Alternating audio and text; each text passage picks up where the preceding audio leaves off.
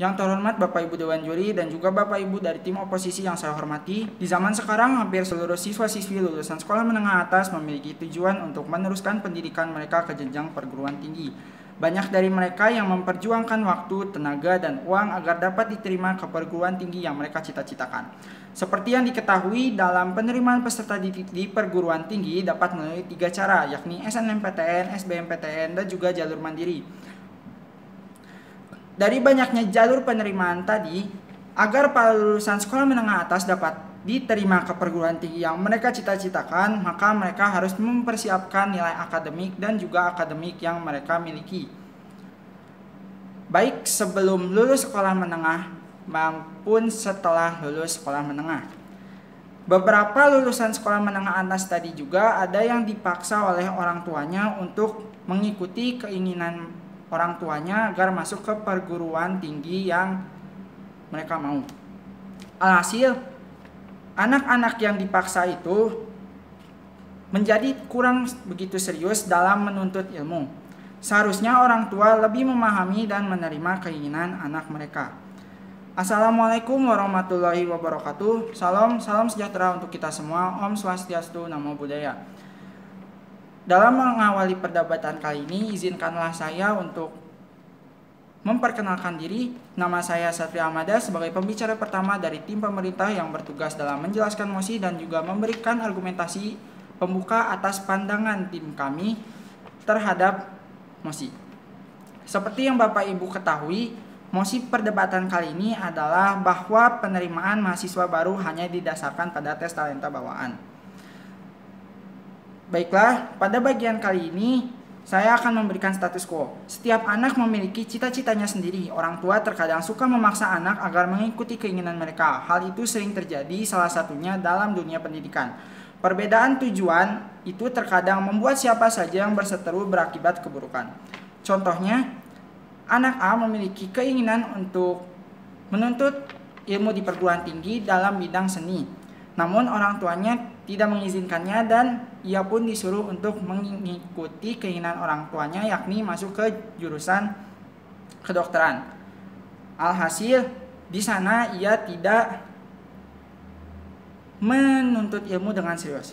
Supaya hal itu tidak terjadi, maka perlu dilakukan cara bagi pemerintah agar dapat menyelesaikan masalah tadi.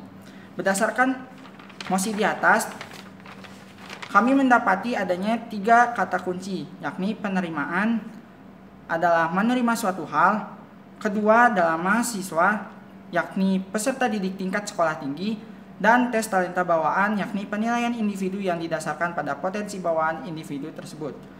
Jadi, definisi yang dapat saya simpulkan adalah penerimaan peserta didik baru di tingkat sekolah tinggi berdasarkan penilaian bakat atau potensi yang dimiliki.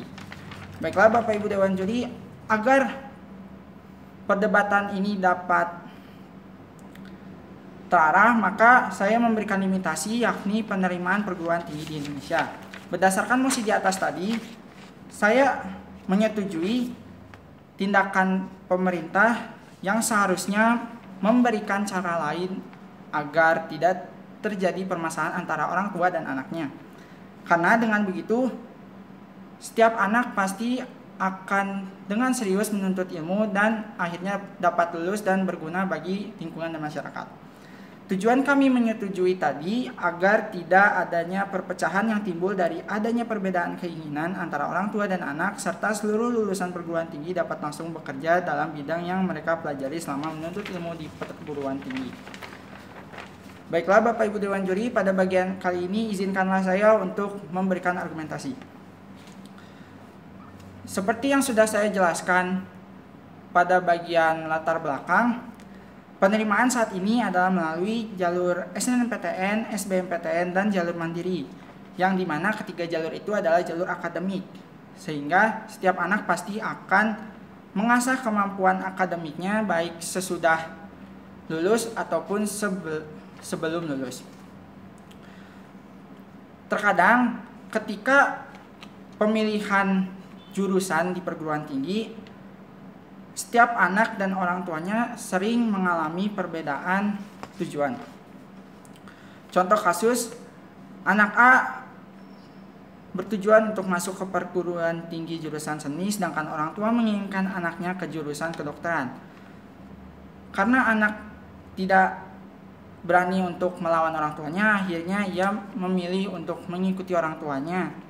Sehingga ketika menuntut ilmu di perguruan tinggi, anak tersebut tidak dengan serius dan akhirnya malah dikeluarkan dari perguruan tinggi yang tempat ia belajar.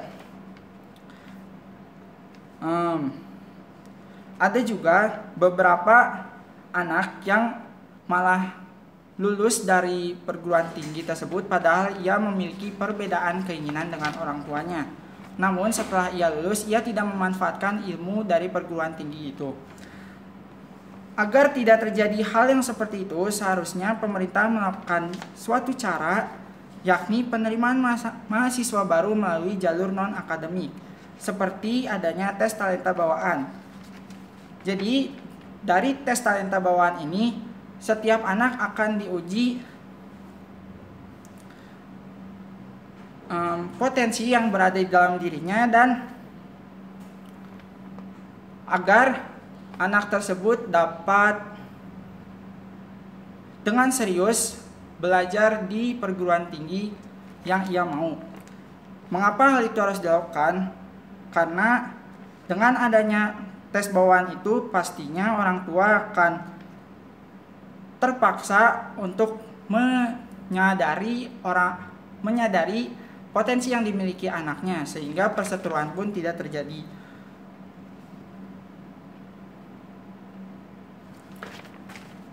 Sekian saja argumentasi yang bisa saya sampaikan. Mohon maaf apabila ada kesalahan. Terima kasih.